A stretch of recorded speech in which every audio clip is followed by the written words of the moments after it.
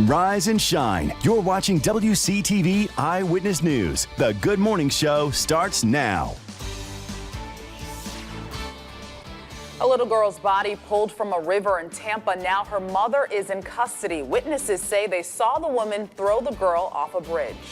West Florida's tax-free school supply weekend begins today. We'll tell you some of the items you can buy tax-free. And thousands of students across South Georgia are set to head back to school today. Many in Grady County returning to some improvements. We'll take you on a tour. And we are seeing some showers already this morning across parts of our area. Some of you may have woken up to some rainfall depending on where you are. Right now we're seeing that move right towards the Valdosta area, Adel as well, down to Madison. Seeing some of that light to moderate rainfall. Shady Grove, Perry, it's knocking on your door if it's not in your town already. Also plenty of it back offshore as well. So we're watching this and possibility of seeing more as we get to the morning time hours. Throughout the morning, we'll see the rain chances continue to move through our area. And of course, we'll see those temperatures get into the close to 80 by 11 o'clock.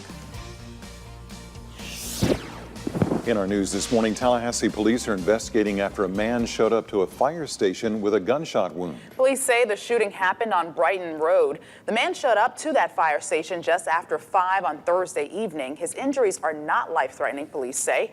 Anyone with information on what happened is asked to contact Tallahassee police. Well, in Tampa, a 4-year-old is dead after being found in the Hillsborough River. This is the scene from above Tampa there.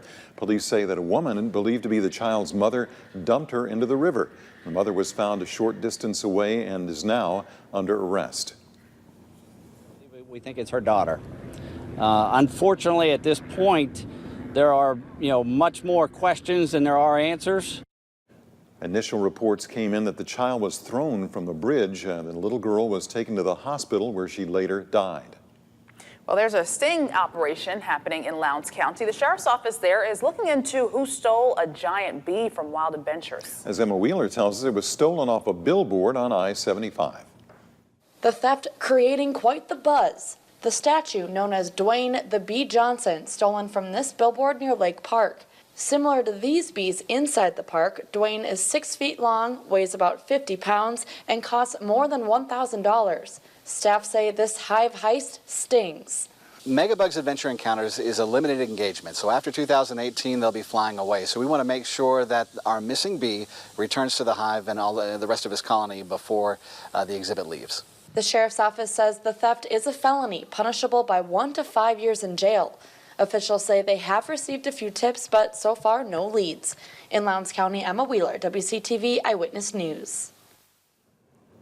And Wild Adventures is offering 2 gold season passes as a reward for anyone who has information on the whereabouts of that bee. If you have any, please call the Lowndes County Sheriff's Office. Summer break is officially over, and it is back to school for several counties in South Georgia. That includes Clinch, Cook, Eccles, Lanier, and Grady counties, all heading back this morning. And for many of the areas preparing to send kids back into classrooms, it is a community affair. Especially in Grady County, where more than 4,000 students will report to school today. Most students will have all required school supplies like paper, folders, and pencils. All these items donated and handed out to them this past weekend.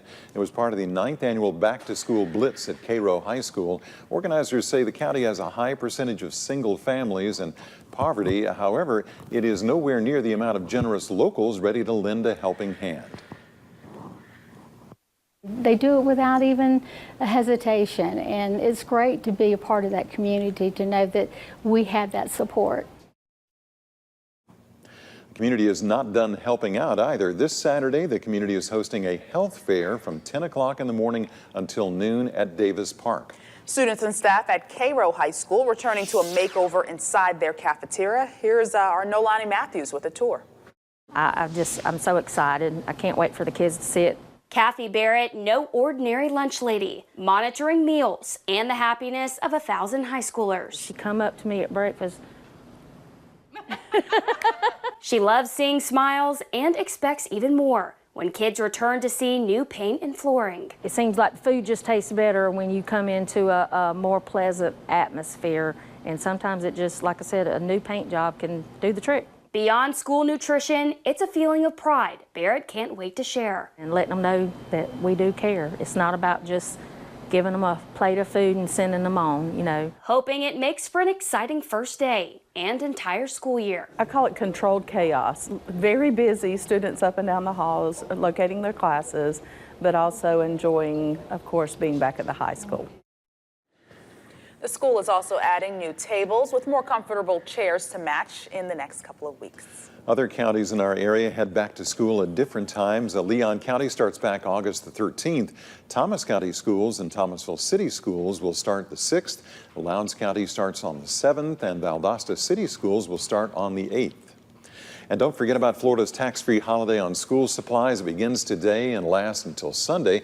It's your chance to get supplies tax-free. It waives the state and local taxes on most clothing and shoes, along with supplies like notebooks, paper, and pencils. Computers and electronics, however, are not tax-free this year. Well, just into the alert desk, police are searching for a 12-year-old girl who was abducted from the Reagan Washington National Airport. Authorities believe 12-year-old Jingjing Ma is in extreme danger. She was last seen at 8 a.m. yesterday. Now, she was in America as part of a tour group from China. Police say she just got her passport before checking in, and then she left with her group and met up with an unknown middle-aged Asian female who then helped her change clothes. Good morning, everyone. So let's take a look at the big headlines in our area today. First up, a man in Utah has filed a lawsuit against McDonald's. He's claiming an employee put a heroin substitute in his drink, causing him to lose feeling in his arms and legs and then black out. Next up, authorities in Madison County are warning residents against a scam. They say companies are mailing people medical equipment and then charging their insurance. And finally, FAMU football has announced details for their upcoming fall camp. Their first practice is next Thursday, and they'll hold 3 scrimmages throughout the fall.